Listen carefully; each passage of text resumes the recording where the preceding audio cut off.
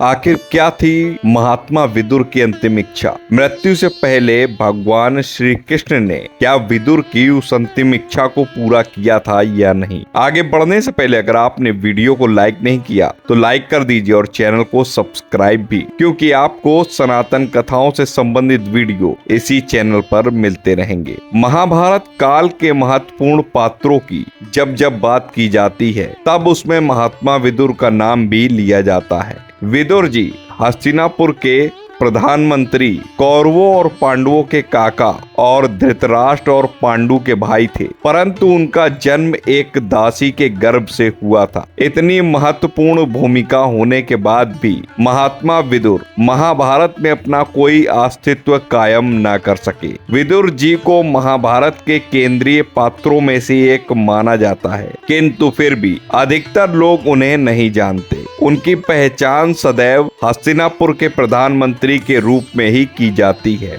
जिन लोगों ने महाभारत ग्रंथ को विस्तार से पढ़ा और उन्हें भी यह ज्ञात होगा कि विदुर जी पांडवों और कौरवों के काका थे, धृतराष्ट्र और पांडु के भाई थे। दरअसल विदुर किसी रानी या महारानी के नहीं बल्कि एक दासी के पुत्र थे। हस्तिनापुर के राजा विचित्रवीर अपनी दोनों रानियों के संतान सुख से असमर्थ हुए थे और अंत में क्षय रोग से पीड़ित होकर मृत्यु को प्राप्त हो गए। ऐसे में हस्तिनापुर का अगला रखवाला कौन होगा, इसके लिए वेद व्यास जी की मदद ली गई। वेद व्यास ने दोनों रानियों को संतान सुख का आशीर्वाद देने के लिए बुलाया, किंतु उनके डर से रानियों ने दासी को भेज दिया। यही कारण है कि पहली संतान दासी के गर्भ से हुई थी, किंतु एक दासी की संतान को एक राजा का दर्जा देना उचित न समझते हुए विदुर को कभी भी यह दर्जा प्राप्त नहीं हुआ जिसके वे हकदार थे। कहा जाता है कि वेद व्यास जी ने दासी के गर्भ से होने वाली संतान को विशेष वर दिया था। उनका कहना था कि यह संसार का सबसे बुद्धिमान एवं सर्वगुण संपन्न व्यक्ति होगा। वहीं महाभारत ग्रंथ के अनुसार विदुर जी को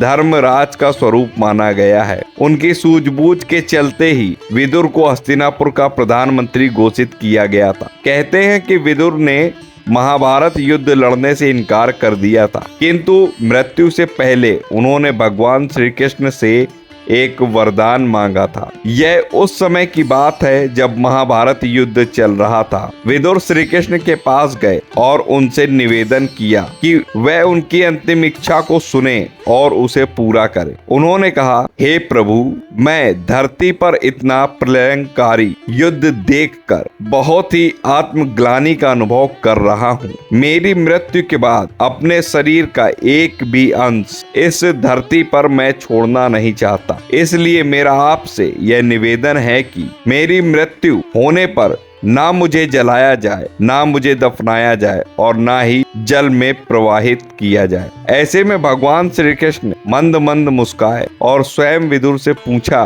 तो आखिर आप चाहते क्या हैं? तब विदुर ने कहा, प्रभु, मेरी मृत्यु के बाद मैं चाहता हूँ कि मेरा शरीर आपके सुदर्शन चक्र में परिवर्तित हो जाए या उसमें विलीन हो जाए। यही मेरी अंतिम इच्छा है। भगवान श्री कृष्ण ने उनकी अंतिम इच्छा को स्वीकार किया और उन्होंने यह आश्वासन दिया कि वह उनके इस शरीर को इस धरती पर नहीं रहने देंगे। फिर जब महाभारत युद्ध समाप्त हुआ, युद्ध बीते हुए कुछ दिन हुए, पांचों पांडव विदुर से मिलने के लिए वन में पहुंचे तो युधिष्ठिर को देखते ही विदुर जी ने अपने प्राण उसी समय त्याग दिए और कहते हैं कि यह स्वयं भगवान श्री कृष्ण की ही लीला थी। यह भी कहा जाता है कि विदुर जी किसी और में नहीं बल्कि स्वयं युधिष्ठिर में ही समाहित हो गए थे, क्योंकि युधिष्ठिर और विदुर दोनों ही धर्मराज के अवतार माने जाते हैं। कहते हैं युधिष्ठिर के लिए यह घटना बहुत ही अजीब थी। वह समझ नहीं पा रहे थे कि आखिर यह क्या हुआ। उन्होंने सोचा